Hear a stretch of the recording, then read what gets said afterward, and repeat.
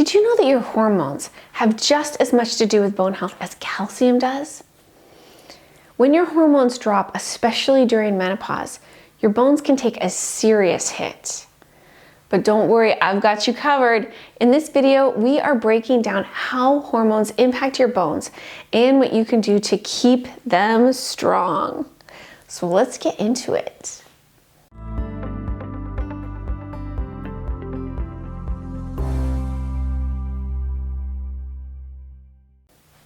Hi, I'm Sarah and I'm a nutritional health coach through the Institute for Integrative Nutrition. I'm also a 500-hour trained yoga teacher with additional training that's specific to osteoporosis and yoga.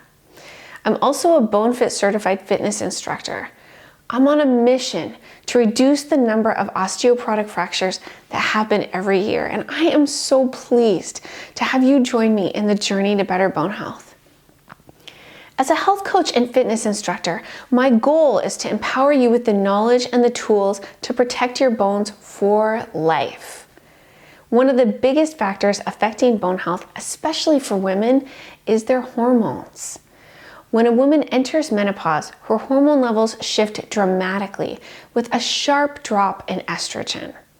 This change has a major impact on bone density, leading to significant bone loss. Within 5 to 7 years after menopause, women can actually lose about 20% of their total bone mass. That's total bone mass. For some, this loss combined with other risk factors can be enough to end up causing osteoporosis. So the question is, why does estrogen play such a huge role in bone health? Our bones are constantly going through a process called remodeling, where the old bone cells get broken down and new bone is built to replace it. Estrogen, especially estradiol, helps to slow down the breakdown of bone, keeping everything in the right balance. But here's the problem. When estrogen levels drop at menopause, the body responds by breaking down bone way faster than it can rebuild it. This sudden acceleration of bone loss is why many women experience a significant drop in their bone density during the first few years after menopause. And estrogen doesn't just protect bone, it also helps stimulate the cells that build new bone, helping keep everything in check. So when estrogen declines, it's like losing both the brakes and the gas pedal for healthy bone remodeling. That's why maintaining bone balance becomes such a challenge after menopause. Estrogen does more than just protect our bones. It also plays a big role in how our bodies absorb calcium and vitamin D. So here's something interesting. Estrogen actually helps our intestines to absorb calcium and vitamin D efficiently, rather than letting them pass through or getting lost in our urine. When estrogen levels drop at menopause, that process doesn't work as well as it used to, meaning that women have a harder time absorbing these key nutrients that their bodies need to build bone. You might have noticed that the recommended daily intake of calcium is 1,000 milligrams for women under the age of 50, but after age 50, it jumps to being 1,200 milligrams. That's because of the estrogen decline, and our bodies need extra calcium to make up for what we're not absorbing as well as we used to. It's a small but important change to help support our bones as we age. Another important way that estrogen helps to protect our bones is by keeping inflammation in check. Chronic inflammation can speed up bone loss, and it can even contribute to osteoporosis over time. But estrogen has anti-inflammatory properties that help to keep our bone tissues healthy and balanced. So when estrogen levels drop at menopause, inflammation can creep up, putting bones at an even greater risk. It's just one more reason why estrogen is such a powerhouse when it comes to our bone health. So, what can we do to mitigate and reduce the negative impact of the major drop-off in estrogen that comes at menopause? Before we get into hormone replacement therapy, let's actually start with something that can benefit everyone. But please stick around because later on in the video, I'll be sharing some surprising research about how hormone therapy can even benefit women in their 70s. Lifestyle changes can help to protect the bone that you already have, and they may even support new bone growth. So no matter where you are in your bone health journey, simple changes in both diet and the way that you exercise can make a real difference. Let's dive into some practical everyday habits that can keep your bones strong for the long run. Building and maintaining muscle isn't just about strength, it's actually essential for having strong and healthy bones. Here's why. When your muscles pull on your bones, it actually sends a signal to your body that says, hey, we need this bone to stay strong. In response, your body reinforces that section of bone, laying down new bone cells. This makes it stronger and more resilient. So it's like your bones are calling out, I'm being used, so you better keep me strong. That's why the saying, use it or lose it, is so true when it comes to bone health. The good news is that there are lots of ways to keep both your muscles and your bones strong. You can lift weights, big, small, or anywhere in between. Resistance bands are another great option.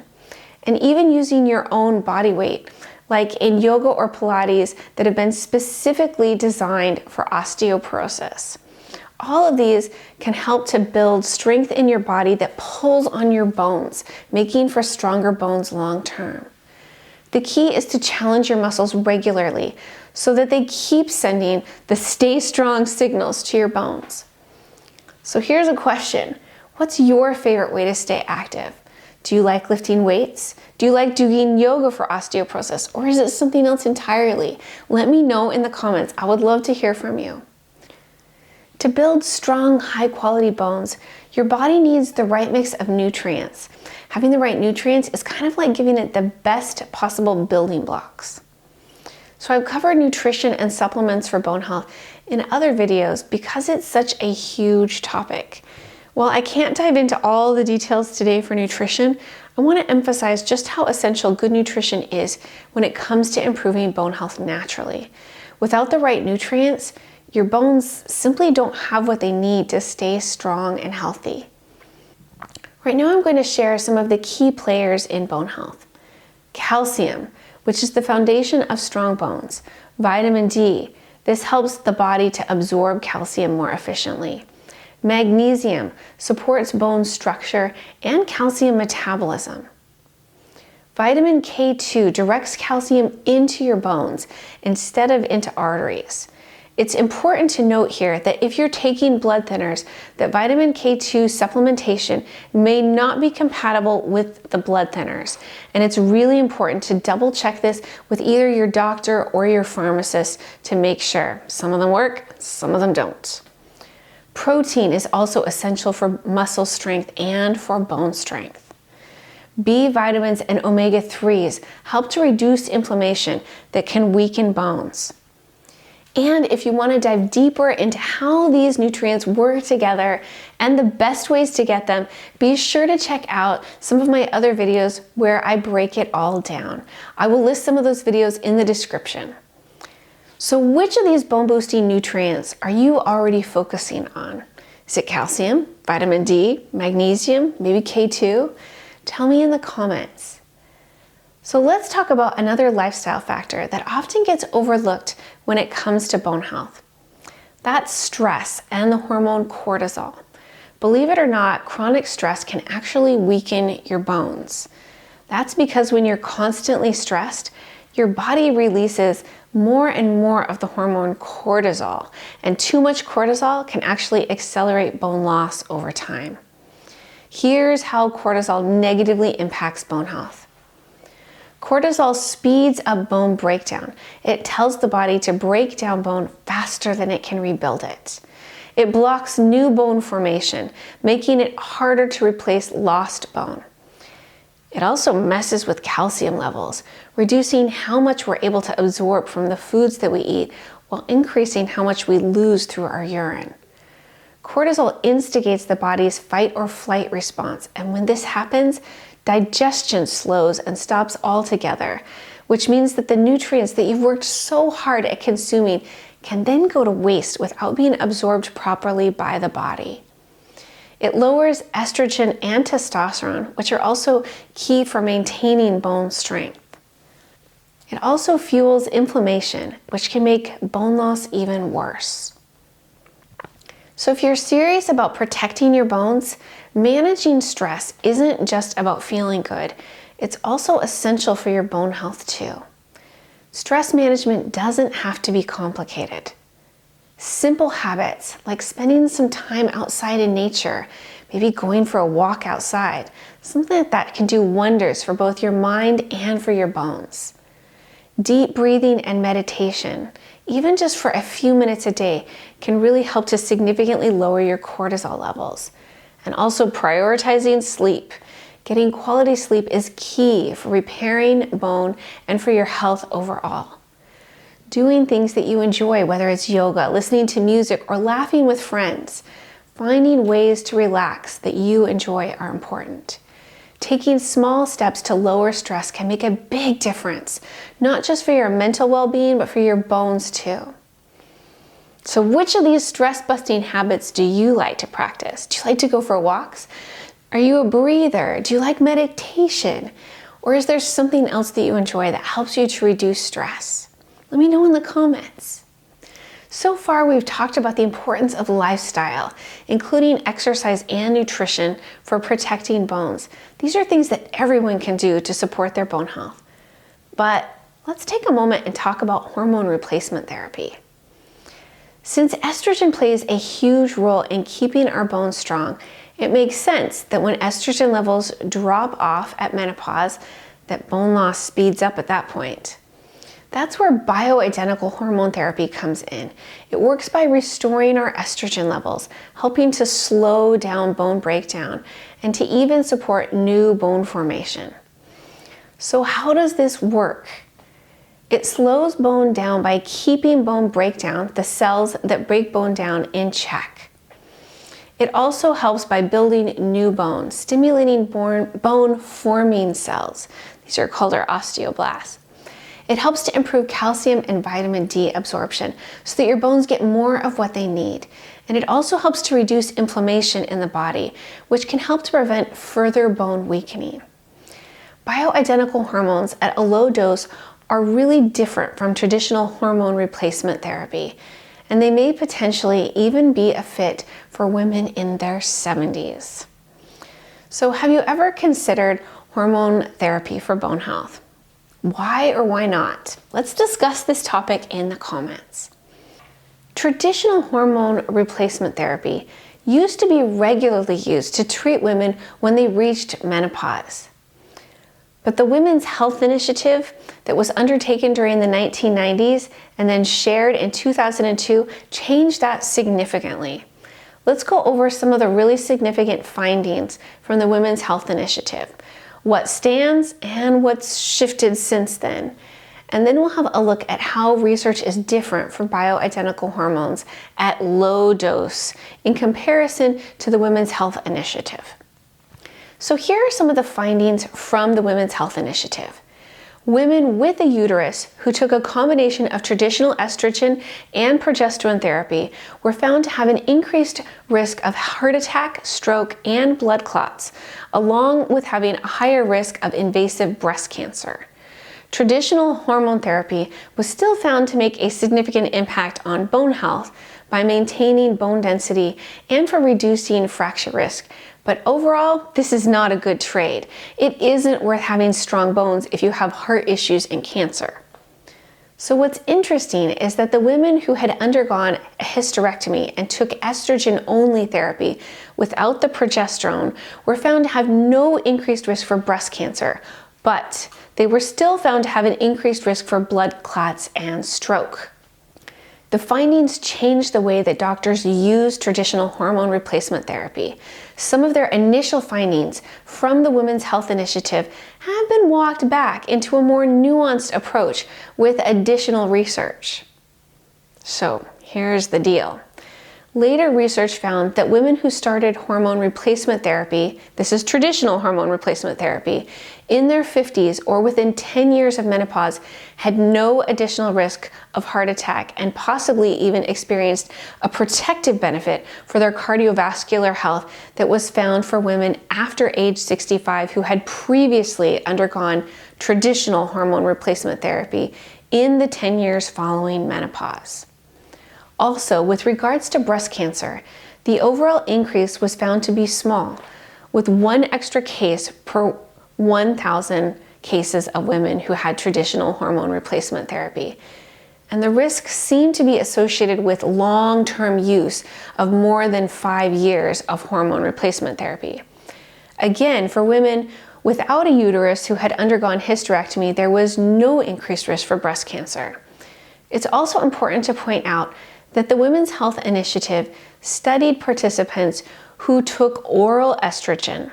Later research has found that transdermal use of estrogen through patches, gels, sprays, and creams does not significantly increase the risk for having blood clots since it bypasses the liver. So those walkbacks have to do with traditional hormone replacement therapy. But now let's circle back and talk about bioidentical hormone therapy, because there are some important differences with that I think are important to be aware of. So bioidentical hormones are chemically the same as what our bodies would produce naturally on their own. And researchers have found a significant difference with bioidentical progesterone, specifically compared to synthetic progesterone. So bioidentical progesterone taken orally has been found to have no increased risk for breast cancer when taken with estrogen, and it's a safer option to synthetic progesterone, specifically with the progesterone. So bioidentical progesterone is now the preferred choice for hormone therapy in many countries. The North American Menopause Society acknowledges that micronized progesterone has a better safety profile than synthetic progestins.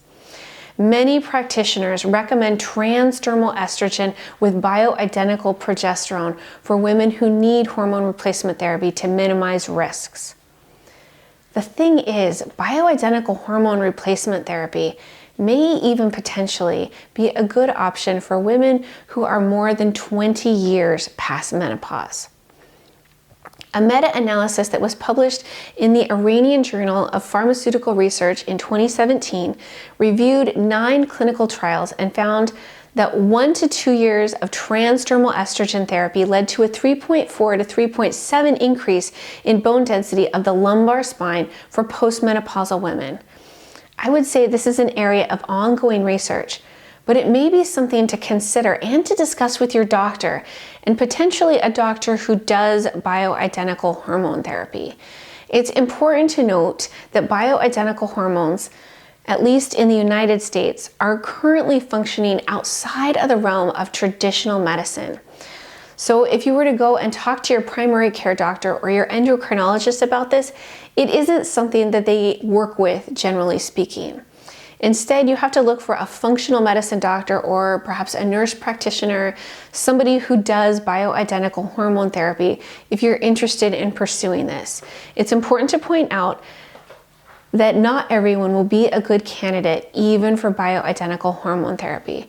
But if you are, it can make a really significant impact to your bone health, and it's something to consider and to look at, in my opinion.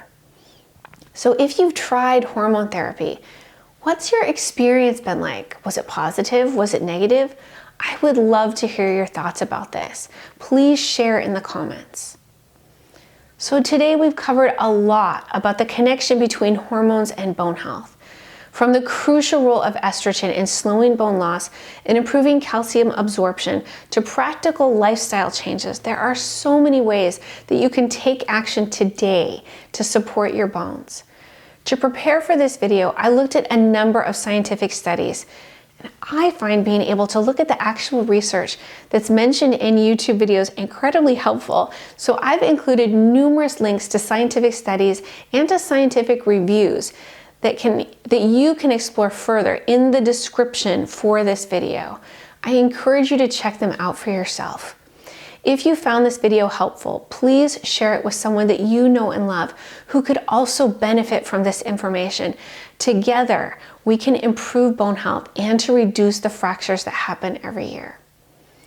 And if you like this video, I invite you to hit the like and subscribe buttons, along with the notification bell so that you don't miss out on future bone health tips. And if you have questions or personal experiences with hormone therapy or osteoporosis prevention, please drop them in the comments below. I love hearing from you. Remember that your bones are your foundation. Take care of them and they will take care of you.